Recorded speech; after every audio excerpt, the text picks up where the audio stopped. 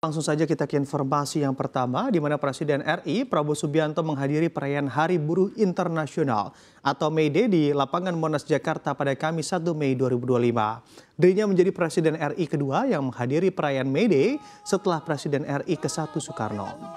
Hari Buruh Internasional yang diperingati setiap tanggal 1 Mei merupakan momen penting bagi kelas pekerja yang membawa pesan serta tuntutan atas hak-hak yang perlu diperjuangkan untuk disebarluaskan. Di hadapan para buruh, Prabowo telah memaparkan sejumlah janji, diantaranya Prabowo menyatakan ingin secepatnya menghapus sistem outsourcing. Pernyataan Prabowo tersebut menjawab salah satu dari sekian banyak tuntutan elemen buruh untuk menghapuskan sistem yang dianggap seringkali tidak berpihak kepada kelas pekerja. Kedua, Prabowo berjanji untuk segera meloloskan rancangan Undang-Undang Perlindungan Pekerja Rumah Tangga. Selain itu, dirinya juga meminta kepada DPR untuk membentuk Undang-Undang Pekerja di Laut dan Industri Perikanan serta Perkapalan. Dan yang keempat, Prabowo juga berjanji akan memberikan hadiah kepada para buruh berupa pembentukan segera Dewan Kesejahteraan Buruh Nasional, di mana ini juga akan terdiri dari semua tokoh pimpinan buruh seluruh Indonesia. Yang terakhir, dirinya juga akan memberikan hadiah berupa pembentukan Satuan Tugas PHK. Ditegaskan kelak pemerintah tidak akan membiarkan masyarakatnya di PHK seenaknya. Hidup buruh, buruh bersatu, bela negara.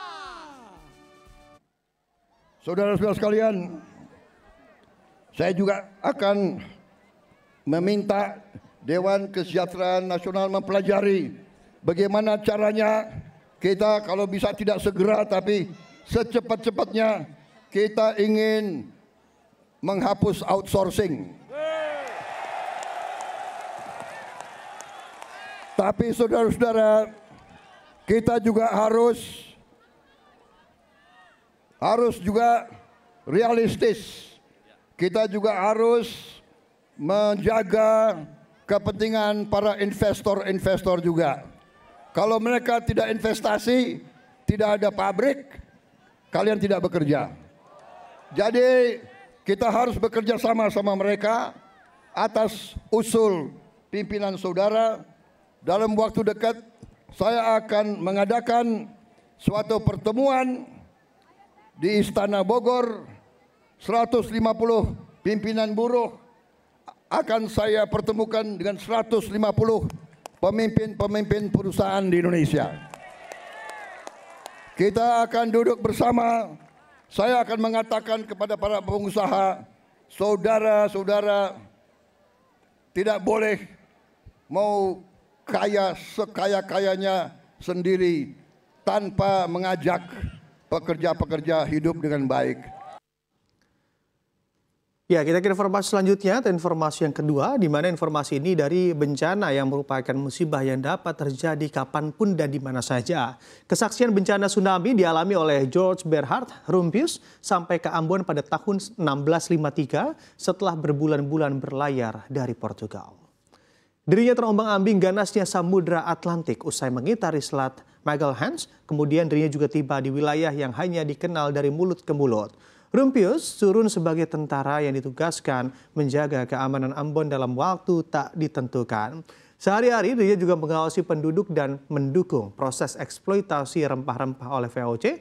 Namun otoritas VOC melihat Rumpius tidak becus kerja. Dirinya malah sibuk mempelajari alam dan masyarakat Ambon, bukan memanggul dan mengokang senjata. Alhasil, dia pun dipindah ke dinas sipil dan pemindahan ini disambut baik dan membuat Rumpius mempelajari alam dan kebudayaan.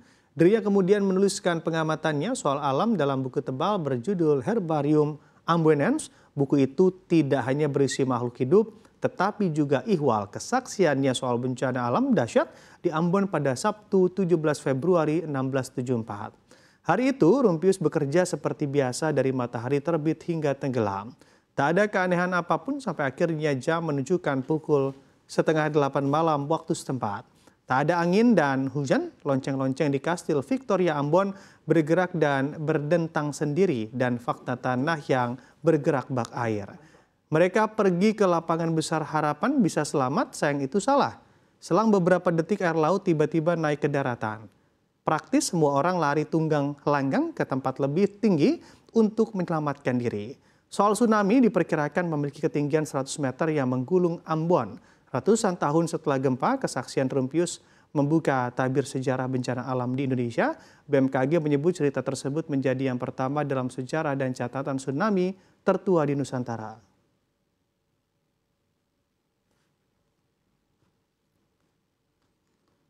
Kita bergeser ke informasi selanjutnya, di mana harga emas hancur lebur dengan penurunan selama 3 hari beruntun.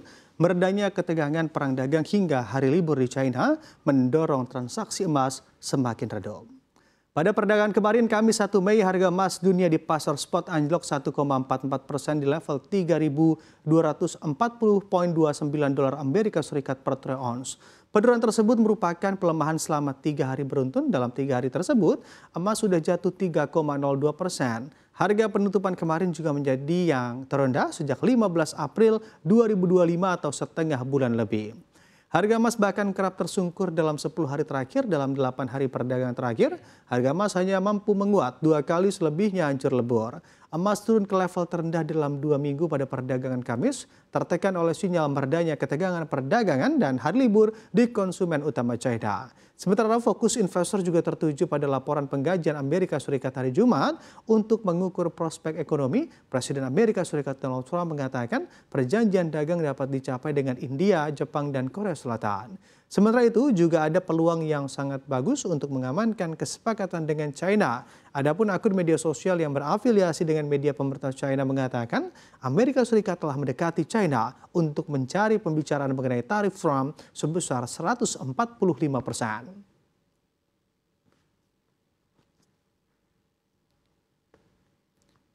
Ya, kita ke informasi selanjutnya. 2 ponsel lipat terbaru perusahaan asal China resmi meluncur di Indonesia pada Rabu 30 April. Adapun kedua ponsel tersebut adalah Huawei Mate X-T Ultimate Design dan Oppo Find N5. Keduanya memiliki harga yang fantastis. Huawei Mate X-T Ultimate Design dibanderol sekitar 52 juta rupiah dan Oppo Find N5 dijual 27 juta rupiah. Huawei Mate X-T Ultimate Design dan Oppo Find N5 adalah 2 ponsel lipat premium dengan pendekatan desain dan fitur yang berbeda. Perbedaannya, Huawei Mate X-T Ultimate Design menawarkan pengalaman layar besar dengan desain layar lipat 3 yang unik. Sementara untuk Oppo Find N5 menyasar pengguna yang menginginkan ponsel lipat dengan desain book style foldable. Ponsel ini didesain tipis, ringan, dan fitur tahan air, serta mendukung penggunaan stylus untuk produktivitas tambahan. Dari segi chipset, Huawei Mate X-T menggunakan Kirin 9010 dan MUI 14.2 berbasis Harmony OS yang merupakan sistem operasi buatan perusahaan. Sementara untuk Oppo Find N5 menggunakan chipset Snapdragon 8 Gen 3. Pilihan antara keduanya tergantung pada prioritas yang konsumen inginkan, apakah menginginkan layar yang lebih besar dan inovatif yang ada di Huawei atau desain yang lebih praktis dan fitur tambahan seperti tahan air dan stylus yang ada di Oppo.